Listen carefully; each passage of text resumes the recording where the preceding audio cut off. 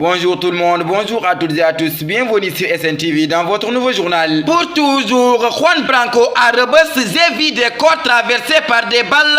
C'est l'avocat de Ousmane Sonko qui apporte des témoignages lors de son conférence de presse de ce mardi à Paris. Son court séjour carcéral lui aura permis de faire des constats d'usage sur les détenus politiques avec qui il était à la Mecque de Rebeuss. J'ai vu des corps traversés par des balles, certains détenus urinent sur place et la surpopulation carcérale passe de 3000 détenus alors qu'il était prévu une capacité de 600 détenus. Et pour boucler la boucle, la robe noire affirme que le pouvoir utilise la justice pour éliminer des adversaires politiques. Pour toujours, insuffisance rénale, maître Juan Branco disqualifie le candidat Sonko. L'avocat franco-espagnol d'Ousmane Sonko a annoncé mardi que son client en détention souffre d'une insuffisance rénale.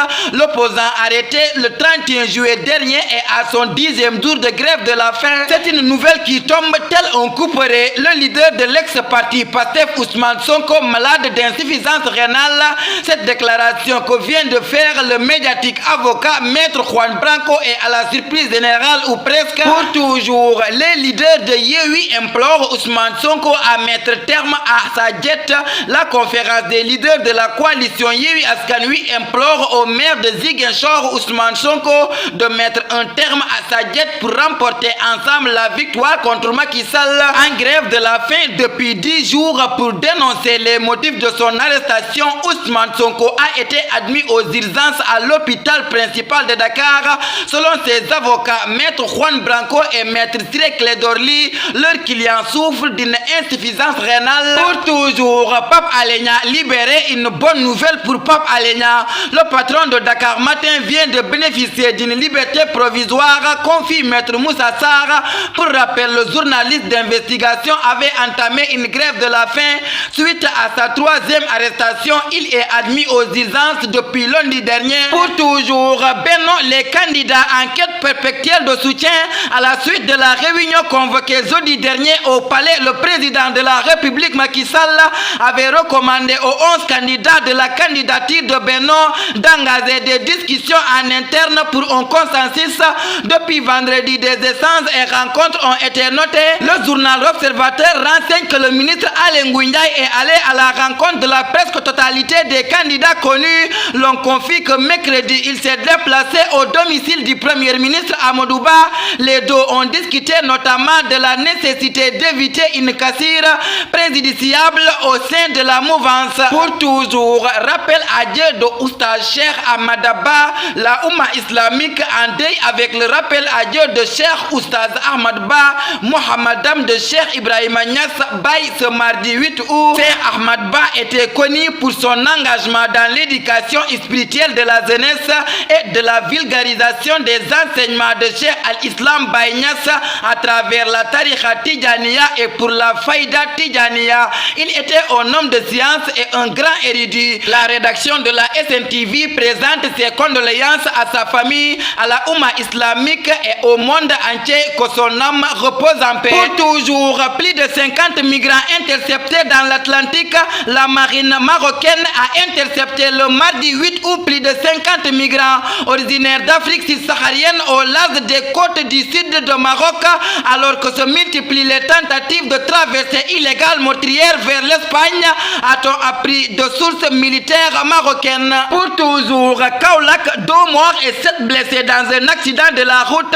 La route a encore tué. Un grave accident s'est produit entre les villages de Sikatroum et Tariak sur une route latéritique dans la commune de Kermbako, département de Kaolack, d'après Kaolack Info. Pour toujours, Kolda, des actes de vandalisme notés au siège de la RTS dans la nuit du lundi à mardi 8 août 2023. Le siège de la radio régionale de la RTS à Kolda a été la cible d'actes de vandalisme, a déclaré Abbassane, l'un de ses responsables. Nous avons été victimes d'un incendie dans la nuit du lundi à mardi. Des personnes non encore identifiées ont escaladé le mur, endommagé une fenêtre et lancé un cocktail Molotov à l'intérieur du siège de la RTS, explique Sané. Le feu s'est propagé dans certaines pièces du siège de la RTS.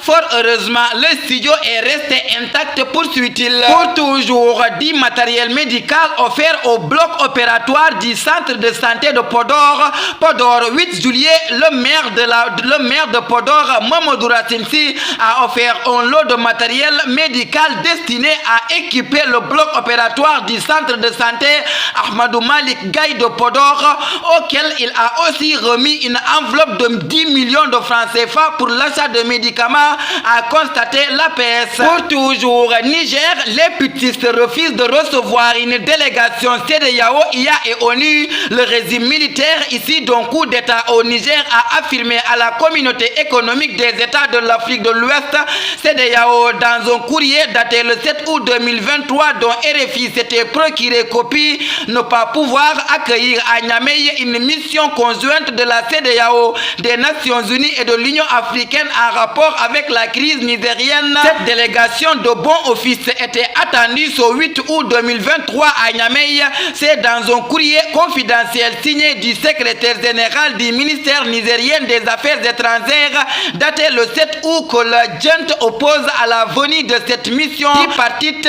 Ibn Samba pour l'Union africaine, Oumar Touré de la CEDEAO et Léonard Santos Siamao des Nations Unies devaient arriver par vol spécial affrété par l'ONU à Niamey hier. Pour toujours, Coupe du monde féminine, la France élimine le Maroc 4-0. Qualifié pour les huitièmes de finale pour la première fois de son histoire, le Maroc quitte la Coupe du monde féminine 2023 à ce stade de la compétition après sa défaite face à la France 4-0. Tafa Acti le 9 août 2023, l'éducation est ce qui reste après qu'on ait oublié ce qu'on a appris à l'école.